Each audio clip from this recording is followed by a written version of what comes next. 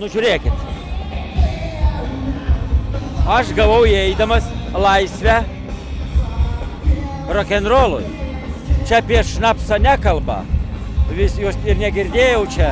Asmeniškai aš galbūt ne su visais draudimais sutinku. Bet tai Valstiečių partija ėjo su radikalia nuomonė į rinkimus, jo žmonės išrinko, jie nori realizuoti savo priešrinkiminės programinės nuostatas. Dabar žiūrėkit, man kaip žmogui, o tai bus didelė tragedija, jeigu aš nerasiu palapinių, kurie prekiaus alum. Nu argi aš čia nuo to nukentėsiu. Tikrai nukentėsiu, gal šiek tiek bus piniginė pilnesnė. Ir nei vienas nemanau, čia, kad susidurs su tokia problema.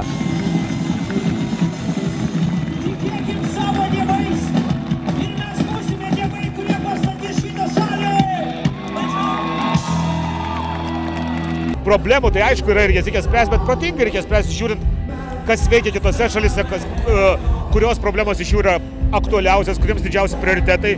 O dabar, kai paima viską urmu ir pradeda šienauti dalykus, tai nesąmonė, kad čia jauti, kad čia ne kova su alkoholiu, ne kova su alkoholizmu, o kova su žmogaus sugebėjimo patys save riboti, patys save nuspręsti, ką jis gali, ką jis nori. Kaip manote, kaip reaguotų visuomenė, jeigu vis dėlto šios pataisos būtų priimtos? Aš įsivaizduoju, kad būtų tada pats liūdniausias dalykas, tai yra daug žmonių tiesiog jos ignoruotų ir ieškotų kaip apeiti. O nieko nėra durniau, kai yra įstatymas, o visi iš jo tyčiojasi, nes tada niveliuojami vis kiti įstatymai. Jeigu galima apeiti vieną įstatymą, tai kodėl neapėjus kitą įstatymą? Nes kuo jis geresnis? Ir tada gausis toks dalykas, kad siekdami kažkokio didesnės drausmės, jie skatins dar didesnę panieką drausmiai. Nes visi apribojimai žmogaus, kurie vykdami, pirmas, jie turi būti protingi, antras dalykas, pati visuomenė visa turi jausti, tam pritarti, kad okei, šito dalyko galbūt mums reikia visiems, prisipažinkime, kad turim problemą.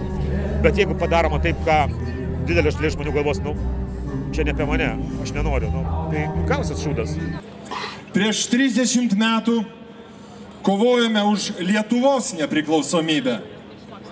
Išvaduoti nuo okupantų batų ir gyventi sąmoningą ir atsakingą gyvenimą buvo didžioji Sąjūdžio idėja, su kuria roko maršais griovėme Sovietų sąjungą. Kokia tavo asmeninė nuomonė būtent apie šios draudimus dėl alkoholio prieinamumo ribojimo, gal šiek tiek plačiau galima būti?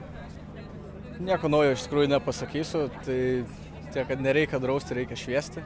Esame jauni protingi žmonės, patys galim pasirinkti, kiek vartoti ir ko vartoti.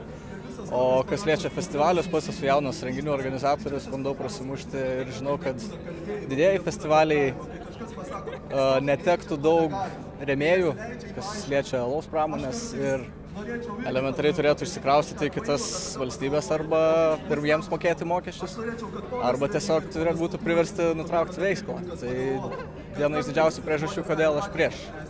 Žinai, kad aš esu lietuvis, aš negaliu sustoti.